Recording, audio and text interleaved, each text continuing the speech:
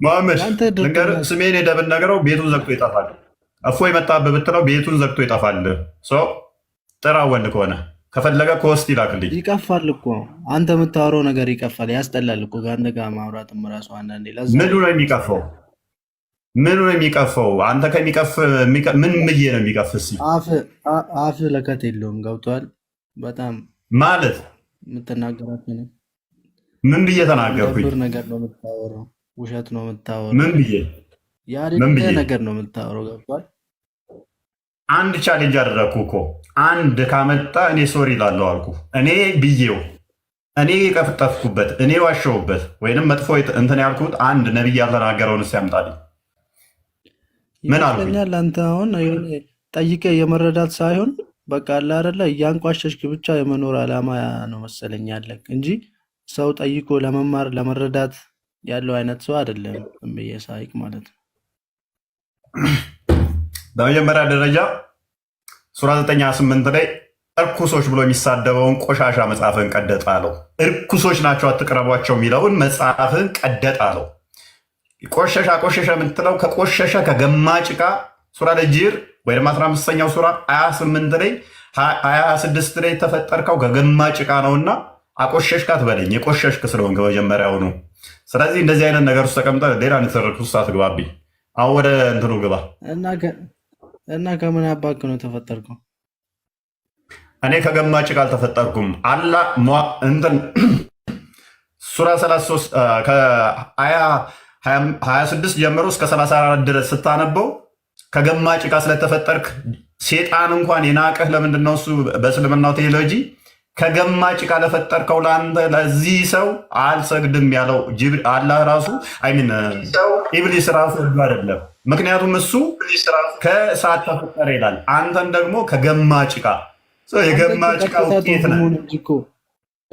ቀጥታ ትርጉሙን እኮ ነው አንተ የምታወራው እንጂ ሙሉውን አንብበህ ተረድተህ አይደለም እኮ። አንተ አሁን ምንድን ነህ? ከምንድን ነው የተፈጠርከው? እኔ ከገማ ጭቃ አልተፈጠርኩም።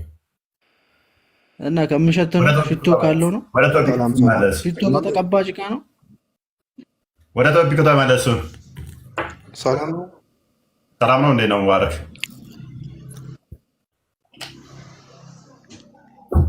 እንኳን ደህና መጣህ። እንኳን ደህና ቆያችሁ። ሰላም ነው አለን ይመስገነው። ቁርአን የተብራራና ግልጽ ነው ብለህ ታምናለህ? ቁርአን የተብራራና ግልጽ ነው።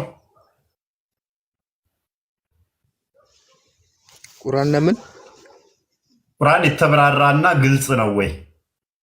ምክንያቱም ቁርአን ምን ይላል ስለ ራሱ ሲናገር ግልጽ እና የተብራራ አንቀጾቹም የተሰካኩ ይላል። ሱራ 6 114 ላይ፣ ሱራ 11 1 ላይ፣ ሱራ 15 1 ላይ፣ ሱራ 43 ቁጥር 2 ላይ፣ ሱራ 12 111 ላይ፣ ሱራ 15 1 ላይ ግልጽ እና የተብራራ ነኝ ይላል። አንቀጾቹ የተዘረዘሩ የተብራራ ነው ይላል። አንተ ታምናለህ በዚህ? ቁርአን መቼ አንብቤ ነው አንተ? ትናንትና ማታ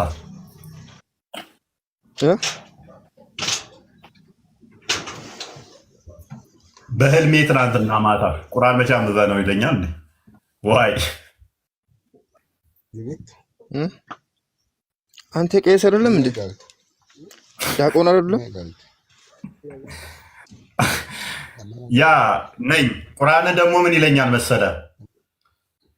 አዎ እንደዛም ቢሆን ደግሞ ሱራ 5:81 ላይ ከአይሁዶችና ክርስቲያኖች ለእናንተ ክርስቲያኖች የቀረቡ ናቸው ይላል። ሱራ 2:111 ላይ ደግሞ ክርስቲያኖች መጽሐፋቸውን እንደሚያነቡ ይናገራል። ሶስት አነበብኩት እንደዛ የሚያነቡ ስላለ ከሚያነቡት አንዱ እኔ ነኝ።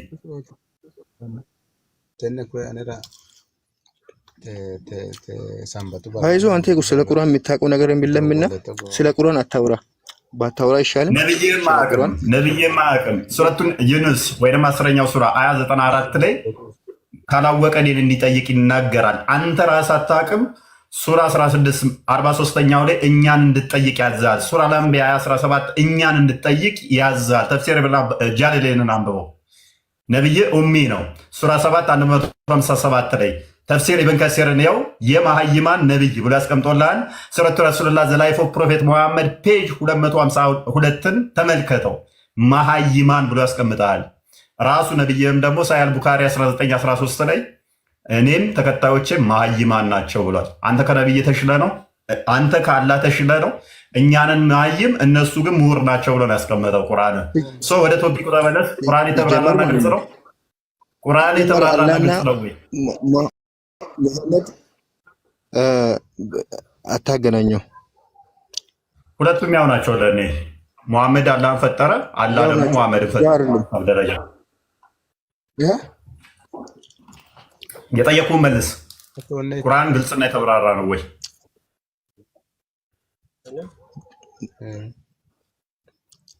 መቶ በመቶ ቴንኪው። 100% ግልጽ እና የተብራራ ነው።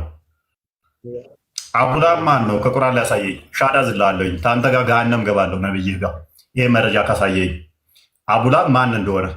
አረ መጀመሪያ ሂድና ገሃነም ግባት። መጀመሪያ መንገዲ ግልጽና የተብራራው መጽሐፍ አቡላብ ማን እንደሆነ ንገረኝ አልኩ እኮ። ስለ አቡላብ ማን ነው? ምን አጥፍቶ ነው እንደዚህ ተብሎ እዚህ ጋር የተሰደበው? ተወቅርብ ስለ ቁርአንና ስለ አንተ ስለ እስልምና ምንም አታውቅምና ዝም በልና እንትን ብትለው ይሻላል እኮ። አስረዳኝ፣ ይሄን አንብብና አስረዳኝ። አንብብና አትበጣጥስ። ማታውቀው ነገር ዝም ብለህ አትበጣጥስ። ይቅርብ፣ ተው። ምንም አታውቅም ስለ እስልምና አንተ አታውቅምና እስልምና መፈክር ነው የምላችሁ። ለዚህ እኮ ነው እስልምና ከመፈክር ውጭ መልስ የላቸውም የምላችሁ። ለዚህ ኧረ እባክህ መፈክር እስልምና ስራቸው በለከው ማይጋዛው ኢብሮ ገብቷል። ኢብሮ እንኳን ደህና መጣ። ዲያቆን እፎይ ደህና ነህ? ዲያቆን ሚል ታፔላ ላይ ተጽፎ አይተዋል። ለምን ውሸታም ስለሆነ አንተም ተዋሻለህ ማለት ነው። የዚህ ዘመን ነብይ ይሏል። በእርግጥ ከአንተ ነብይ ይሻላል። ዘመኑ ሳይሆን የቀድሞውን ነብይ እያፈረስኩ ያለው ማለት ነው። ወይ ቴንክ ዩ ወይ እቺና ነው። ኧረ ተው አታስቀን። ከአንተ ነብይ ይሻላል። አዎ ከኢትዮጵያ ቢመጣው እግረ ቀጭኑ ነው ካባ የሚያፈርሰው ብሎ የለ እሱ እኔ ነኝ። የነብይን አስተምሮ እያፈረስኩ ነው። አንብቤንን ትንቢት የተናገረው ለኔ ነው። ነብይ አስተምሮቱን እየናድኩበት ነው። የሚያፈርሰው የእግረ ቀጭኑ ነው ብሏል። እግሬን ላሳይ ቀጭን መሆኑን አንብቤን ነው። አንተ ሐሰተኛ ዳቆን ነው። ሐሰተኛ ዳቆን ነው። አንተ ነብይ ነው። ሐሰተኛ አታውቅም። ምንም አታውቅም። ነብይ ነው። ሐሰተኛ ምንም አታውቅም። ስትሪ ኦፍ አጠበሪ ቮሊም 6 ፔጅ 111 ላይ ውሸታም ነብይህ ነው።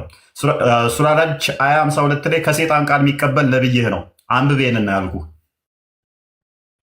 ሐሰተኛ ሐሰት አባት ይለዋል ክርስቶስ። እናንተ የአባታችሁ ምኞት ልታደርጉ ትወዳላችሁ። እሱ ሐሰተኛ አባት ነው። በእውነት አልቆመም። እሱ ነፍሰ ገዳይ ነው። የጋኔን ልጆች ሆኑ፣ የዳቢሎስ ልጆች ሆኑ፣ ሴጣን ወንድሜ ነው የሚሉ እሱን ደግሞ እናንተ ትሉታላችሁ። ዮሐንስ ወንጌል ምዕራፍ 8 ቁጥር 44 ላይ የሚናገረው ማለት ነው። ይህንን አንብብልን። አሁን አንብቦ የሚያስረዳን ይህንን የቁርአን ክፍል እየየ የሚል አይደለም የምፈልገው። አንድ የቁርአን ክፍል ሐሰት እንደሆነ እያሳየው ነው። ሙሉ ከቁርአን ክፍሉ የፈጣሪ ቃል አይደለም እያልኩ ስድብ ነው። ይሄንን ፈጣሪ እንዴት ነው ፍጥረትን ከመፍጠሩ በፊት ይሄንን ሲሳደብ የኖረው እያልኩ ነው። አንብብ፣ ይቅራ። ነብይ ማንበብ አይችልም ነበረ። ሶኔም እንደ ነብይ ሱራ 96 ላይ ሰውን ከረጋ ደም በፈጠረው አንብብ እያለ ሄራ ዋሻው ሳያል ቡካሪ ቮሊም 1 ቡካን አዲስ ይቀመቀ እንዳስነበበው ለተነበበ አንብብ። ከገማ ጭቃ ትላለህ እንደ አንተ ከምን ነው የተፈጠርከው? አንተ ነው አፈር። አንብቤን ሁላችንም ከአፈር እኮ ነው የተፈጠረ ነው። አንተ ከሰው የተለየ ነው። እሺ ማይካዝ እሺ ተወው፣ እሱ ይቅርብ። አንተ ምንም አታውቅም ብራዘር፣ ተሳስታል በጣም። ዝም ብለህ አፈና ቁርአንን ታፍርበታለህ። ይኸውላችሁ ይሁት ቁርአናቸውን ያፍሩበታል፣ ይሸማቀቁበታል። ለማንበብ እንኳን ይህንን የፈጣሪ ቃል ብለው የሚያስቡትን ቪዲዮ አናንት ውስጥ ሚራክል እኮ አለው ቁርአን ውዱ ሳታደርግ እንዳነከው ቅብር ጥሴ አንብብ። ለምን ትሸማቀቅበታለህ? ይህንን ነው አላህ ሲቀራ የነበረው ፍጥረትን ከመፍጠሩ በፊት። አቡላብን ሲሰድብ ነበር አላህ ብቻውን ሆኖ። የአቡላብን ሚስት ሲሳደብ ነበር አላህ ብቻውን ሆኖ። ይሄ የፈጣሪ ቃል እንዴት ይሆናል? አንብበው፣ አትሸማቀቅ። አንብብ፣ እስማ አንብብ።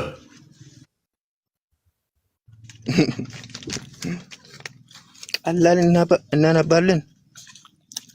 ሰው አንብብ። እንዳያንቅስ ስትበላ ደግሞ ይቅራ።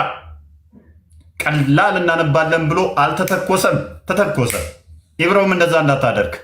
በአላህ ቃላት ትፈር እስቲ፣ በነብይህ ማለት ነው። አላህ ነብይ ስለፈጠረው አንብበው።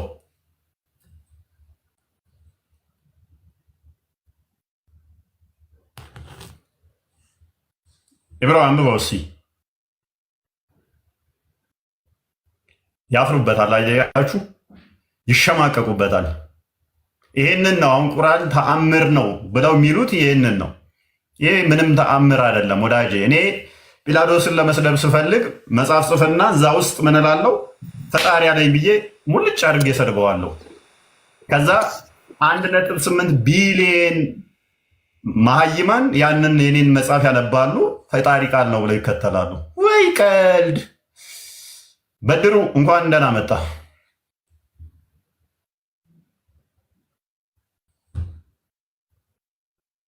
በድሩ ትገባለህ፣ መውጫ የለም።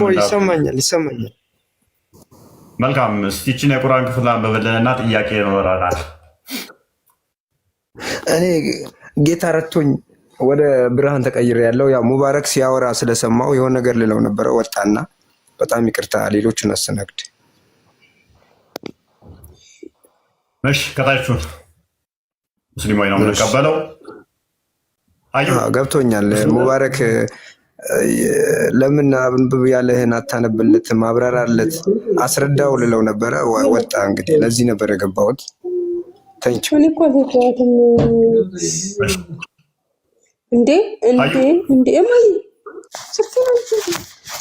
አዩ ሚስጥር እየሰማን ነው።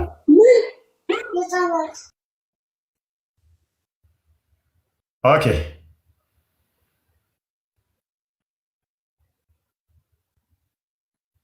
ማንበብ የሚችል ማን ነው? በቁርአኑ ማይሸማቀቅ እንደውም በዜማ ብትሉልን ይሄን በአረብኛ ማያፍር በአረብኛ ሊልልን የሚችል አዩ ይሰማል? አሞቲ አለሽ? እንዳልፈጠፍጥሽ አለ በለዛ የሰማው ነው ያወጣችኝ። ኦኬ አቡላ ምን በድል ነው ግን እንደዚህ 1.8 ቢሊየን ህዝብ ሲሰርበው የሚኖረው የነበረው? በጣም እንትን ነው ይሄን ነገር ያመጣው ሰውዬ ክሪቲሲዝም አይወድም። አንተ ክሪቲሳይዝ እንድታደርገው አይፈልግም። የሆነ ኢጎ አለበት ይመስለኛል፣ ኢንፌሪዮሪቲ ኮምፕሌክስም የነበረበት ይመስለኛል። እና ለዛ ነው እንጂ ሰው አንድ ሰው መጥቶ ክሪቲሳይዝ አደረገኝ ያመጣሁትን ነገር እኮ የሆነ ነገር እንዲህ ነው አልቀበልህም አለኝ ብሎ ማውረድ እኔ ከአንድ ነብይ ነኝ ከሚል እና ደግሞ ከዛ እኔ ደግሞ የዓለማት ጌታ ነኝ ከሚል አይጠበቅም። ከዛ በኋላ ደግሞ አንድም ሌላ ምን ዘካ ያ ሰውዬ ከዛ በኋላ እንዳያምን አደረገው ማለት ነው። ለምን ይሄ ከፈጣሪ ከተባለው ሰውዬ እንደዚህ ተብሎ ወርደዋል። ከዛ በኋላ ሰውዬ የማመን ፕሮባቢሊቲ ቢኖር ራሱ እሱን አጭልቦታል፣ አጥፍተዋል። ለምን በቃ አታምንም ብሎኛል ይሄ ጌታ ሲጀመር የለም ብሎ ለቢታው ማለት ነው። ያ አክቹዋሊ የኛውን ቆይ ወደፊት እንሄድበታለን። ሜይ ቢ ካነሱት የሆነች አርጉመንት የሚያነሷት አለ እዚህ ጋር ፎልሲፊኬሽን ኤቪደንስ ነው ምናምን የሚባል አለ። እንዲህ ቢያደርግ እንዲሆን ነበረ፣ ነቢዩን ደግሞ መልሶ ፎልስ ሲያደርግ ነበር ምትል። ግን እሱ እንዳልሆነ ደግሞ በሌላ ሰው ላይ ማሳየት እንችላለን። ያችን አርጉመንት እዚህ ላይ ሊጠቀሟት የሚፈልጉ አሉ ውጭዎቹ ላይ። እዚህ ሀገር ያሉት ያችን አውቀዋታል፣ አላወቁም፣ አላውቅም። አውቀዋለሁ። እንደ እንትንም ሊጠቀሙት ይፈልጋሉ መሰለኝ። ልክ እንደ ማስረጃ ራሱ እንደ ያ አንድ እንትን ያ ግን ፎልሲፊኬሽን አሁን ባልኩት ኤቪደንስ ግን መመለስ አያዋጣም። ይችላል። ሁሌ ኢብን አሳር እንትና ላይ ቁርአኑን ሲጽፍለት የነበረው ሰው እያለ አወኩት።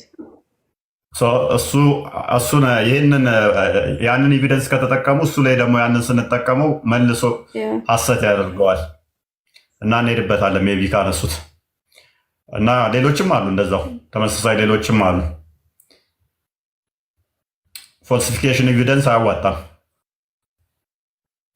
ኤኒዌይስ ምንድነው እሱ ይህንን የቁርአን ክፍል ያወረደው አላህ ምን ሆኖ ነው? ደግሞስ ብቻውን አስቀድሞ ይህንን ሲል የነበረው ለምንድን ነው? ጀሚዓ ተርሚዲ 33 አንድ ይክፈትልን።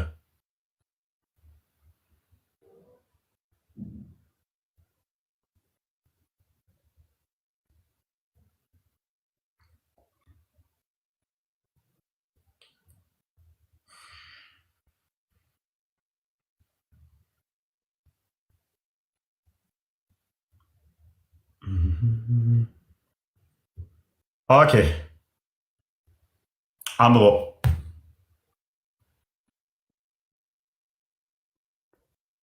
Ibn Abbas narrated, one day, the messenger of Allah ascended as-Safa and called out, "O people, come at once." So the Quraysh gathered before him and he said, "I am a warner for you before the coming of a severe punishment. Do you think that if I informed you that the enemy was preparing to attack you in the evening or in the morning, would you believe me?" So Abu Lahab said, "It is for this that you gathered us, may you perish." So Allah blessed is He and Most High revealed, perish the hands of Abu Lahab, perish he.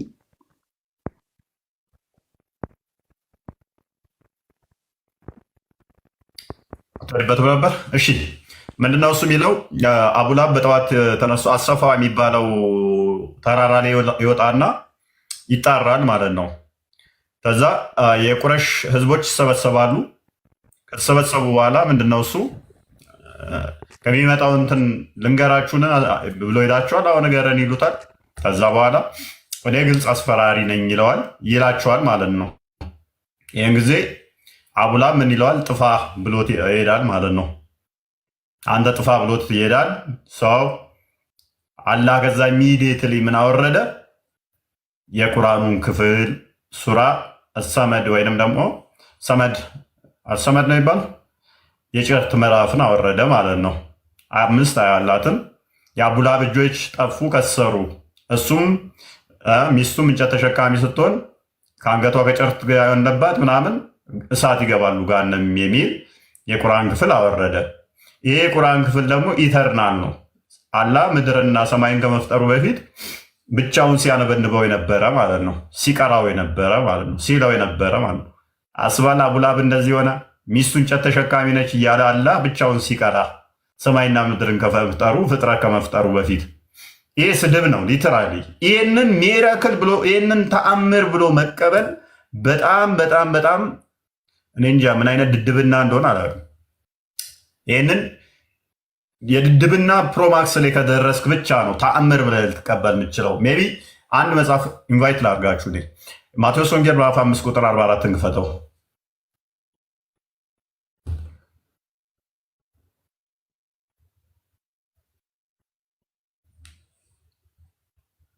ምን ያህል ከኛ ጋር እንትን እንደሆነም ይዩት በዛው ምዕራፍ 5 ቁጥር 44 ወይንም ሉቃስ ወንጌል ምዕራፍ 6 ቁጥር 27 እንደዚህ ይላል። ሂድበት። ቁጥር 44 እኔ ግን እላችኋለሁ በሰማይ ላለ አባታችሁ ልጆች ትሆኑ ዘንድ ጠላቶቻችሁን ውደዱ፣ የሚረግሟችሁንም መርቁ፣ ለሚጠሏችሁም መልካም አድርጉ፣ ለሚያሳድዷችሁም ጸልዩ። እርሱ በክፉዎችና በበጎዎች ላይ ፀሐይን ያወጣልና በጻድቃንና በኃጥአኖችም ላይ ዝናብን ያዘንባልና። የሚወዷችሁን ብትወዱ ምን ዋጋ አላችሁ? ቀራጮችስ ያንን ያደርጉ የለምን? ወንድሞቻችሁን ብቻ እጅ ብትነሱ ምን ብልጫ ታደርጋላችሁ? አሕዛብ ያንን ያደርጉ የለምን? እንግዲህ የሰማይ አባታችሁ ፍጹም እንደሆነ እናንተ ፍጹማን ሁኑ። አለቀ። እሺ ቴንክ ዩ። ክርስቶስ ምን ብሎ ያዘዘን? ጠላቶቻችሁን ውደዱ። ጠላታችንን እንኳን በሰውኛ እንድንወድ ታዘናል። የሚረግሙንን እንድንመርቅ ታዘናል። ለሚያሳድዱን እንድንጸልይ ታዘናል። ሙሐመድ ግን እንደ እብድ ጠዋት ተነስቶ ጋራ ላይ ወጥቶ ጮሆ ከእንቅልፋቸው ቀስቅሶ ሄደው ምንድን ነው ሲሉት እኔ አስፈራሪያችሁ ነኝ፣ ይህ ጥፋ ብሎ ያለው ደግሞ አጎቱ ነው፣ ደግሞም ሽማግሌ ነው። ከዛስ አንተ ሚስትህም ገሃነመ እሳት ትገባለህ ብሎ ቁርአን ክፍል ሙሉ ያወርድልሃል ማለት ነው። ይሄንን ተዛ ተአምር ብሎ በቢሊየን ሙስሊም እስላም ፍቅር ነው እያለ ይከተልልሃል። የኔና የናንተ ምርጡ ሐዋርያ ቅዱስ ጳውሎስ በሮሜ መልእክቱ ምዕራፍ 12 ከቁጥር 12 ጀምሮ ብታነቡት እንዴት ከጠላትህ ጋር እንኳን መኖር እንዳለብህ ያስተምራል። የሚረግምህን እንኳን መርቀው ብሎ ይደነግግብሃል። ጠላትህን እንኳን ቢብራ በአብላው እያለ ያዝሃል። አላህ ግን ሰማይና ምድርን ከመፍጠሩ በፊት ብቻውን የአቡላብ እጆች ጠፉ፣ ከሰሩ፣ እነዚህ ሆኑ፣ እሱም እሷም ሚስቱም እንጨት ተሸካሚ ስትሆን ገሃነም ይገባሉ እያለ አላህ ሰማይና ምድር ከመፍጠሩ በፊት ያነባል ወይ? አላህ አቡላብን ባፈጥረው አይሻልህም ነበረ? ብቻህን እነዚህ ይህንን አንድ የቁርአን ክፍል ሙሉ አቡላብን ስትሳደብ ከምንኖር ልክ እንደ ቃሉ ወይንም ደግሞ ልክ እንደ አይኑ እንደ እጁ ምናምን ነገር ቁርአኑ እንደዛ ነው። አብሮት ያለ ፍጡር ያልሆነ ነው። ኢተርናል የሆነ ስድብ ማለት ነው። ከአላህ ጋር አብሮ አላገኘሁትም እስካሁን፣ ሊገባኝም አልቻለም እስካሁን። አቡላቡንና ሚስቱን አለመፍጠር አይሻልም እንደ ከዚህ ሁሉ አላህ ብቻውን የአቡላብ ሚስት እንጨት ተሸካሚ ነች፣ አንገቷ ከጭርት የሆነ ገሃነም ትገባለች እያለ ከሚያነበንባላ ኧረ ተው አቀልዱ እንዴ! ያቀልዱ የምር እስቲ ጳውሎስ አንተ የምትጠራው ጳውሎስ እንደዚህ አይነት ፍቅር ይሰብካል። የሚያሳድዷችሁን መርቁ እንጂ አትራገሙ። ማንም ስለ ክፉ ፈንታ ክፉን አትመልሱ። በሰው ሁሉ ፊት መልካም የሆነውን አስቡ። በሰው ሁሉ ፊት ቢቻላችሁስ ይላል። ደግሞ አይ ቲንክ ዝቅ ብሎ መሰለኝ ቁጥር 16 አይ ቲንክ ቢቻላችሁስ ከሰው ጋር ሁሉ በሰላም ኑሩ ይላል። ቢቻላችሁስ በእናንተ በኩል ከሰው ሁሉ ጋር በሰላም ኑሩ። ወይ ቀልድ! እንደ እብድ ጠዋት ተነስተ የጮክ ሰው ሰብስበ ጥፋ ብሎ ስለሄደ ብቻ እንደ ቁርአን ክፍል ሙሉ ታወርዳለህ። ከዛ ይህንን ተአምር ነው ብለህ ትከተላለህ። ኧረ ተው ሙስሊሞች ንቁ! ተው ማሜ ተጫውተውባችኋል። ኧረ ተው፣ እየቀለድኩ አይደለም፣ እኔ የምሬ ነው። እሙ ሙርተድ ይህንን ተአምር እንዴት አየው ኪንግ? ሚን ይከብዳል። ታምር ይከብዳል። ኤኒዌይ ይከብዳል። ታምር ልትለው አትችልም። ማለት ምንድን ነው ታምራቱ? ማለት አቡላብን ተሳደበበት፣ በሲስተም ተሳደበ፣ አላህን የተናገረው ብሎ ይሄ። ስለዚህ ይሄ ቃል ከአላህ ከሆነስ ማለት አላህ አዋቂ ከሆነስ ይሄ ቃል ሲወርድበት በየጊዜውን ሁኔታ ሲያጋጥመው ነው። ስለዚህ አላህ የመጪ አያውቅም ማለት ነው። ለመጪ የሚሆነው ነገር አያውቅም ማለት ነው። አስቀድሞ ለምን አይወርደውም?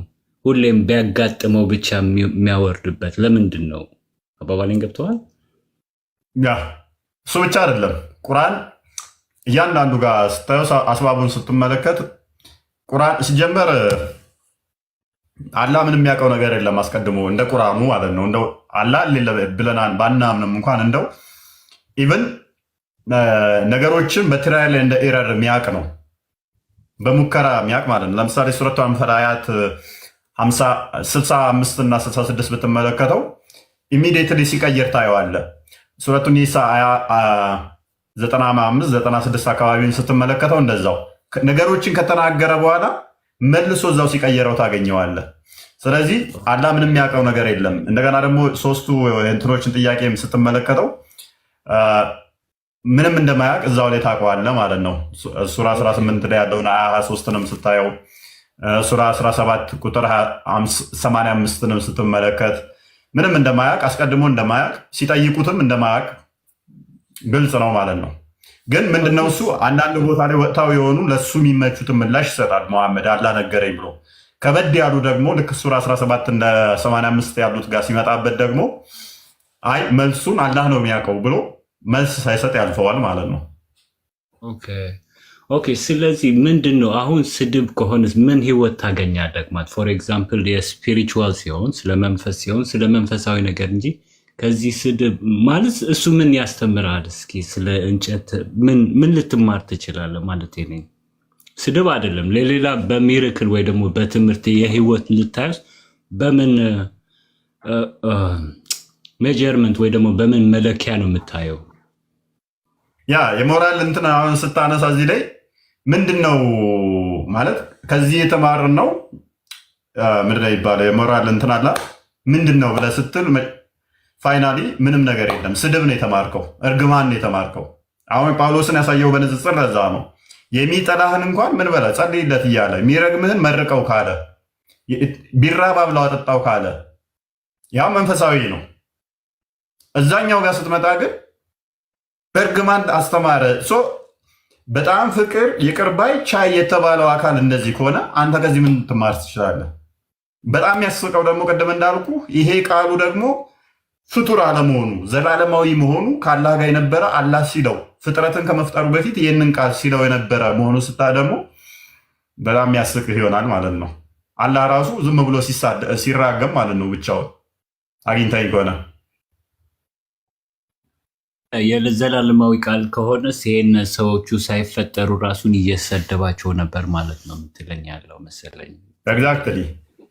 ስለዚያ እሱ ሰንስ አይሰጥም። ኮምፕሊትሊ ከወሰድኩት እሺ ሚራክል ነው ለነሱ ብዬ ከወሰድኩት እንበለው በእነሱን የሚያምኑት ነገር ወስጄ ሳየው እኮ ነው የምልህ እንጂ ከመጀመሪያው ራሱን የዘላለማዊ ቃል ሲሆን እነዚህ ሳይፈጠሩ እንዴት አድርጎ ይሰድባቸዋል? ትክክል ነህ በሱ ታምር ነው ይሄ። አንተ ቁርአንን እንድነካ የተፈቀደልህም ትባላለህ። መልስ ስታጣ መልስ ሲያጡ የሚሉህ አንተ ካዲ ነህ፣ ቁርአንን እንድነካ አልተፈቀደልህም ይለዋል። ከዛ አረብኛ ትችላለህ ይለዋል። ወይንም ደግሞ ማጭበርበሪያ ስልታቸዋለሁ። አረብኛ አትችልም፣ ስለዚህ አልተፈቀደልህም አይገባህም ትባላለህ። ወይኔ 1.8 ቢሊዮን ህዝብ እንግዲህ አሁን በጭፍን ይህንን አረብኛውን ይቀራል፣ አማርኛውን ትርጉሙን አያውቅም። ታምር ነው ብሎ ይሄዳል። ቋንቋውን በደንብ አይችልም አብዛኛው። ታምር ነው በቃ ዋው። ስታዳምጠው እኮ ይሄንን እኮ አሁን አንድ አረብኛ በአረብኛ ቢቀራ የሆነ በቃ እንዳል እንትን ይመስላል። ተመስጠ በቃ ትትናን የሚሰብክ የሆነ ፍቅር፣ አምላካችሁ ቅረቡ፣ አምላካችሁ አዛኝ ነው ምናምን የሚል ይመስላል። የሆነ በቃ በጣም እንትን ይመስላል። ትርጉሙን ስትሰማው ስድብ እና ለእኔ ምን ከህይወቴ ጋር ምን ያገናኘዋል? ያውም አንድ የቁርአን ክፍል ሙሉ ዋይ ምንኛ እኔ አቡላብን 24 ሰዓት የምሳደበው ከዛ እዚህ ሆኜ ማለት ነው። አላህ አስቀድሞ ሲሳደብ ኖረ እኔንም የሱን አጋር አደረገኝ ማለት ነው። ተሳደብ ብሎ ይሄ አንፎጋገራ እየተዋወቅን ማሜ ራሱ ሰዎችን አሳቦ የተሳደበበት ነው። ታውቁታላችሁ እኮ እናንተም እንደዛ እንደሆነ ታውቁታላችሁ።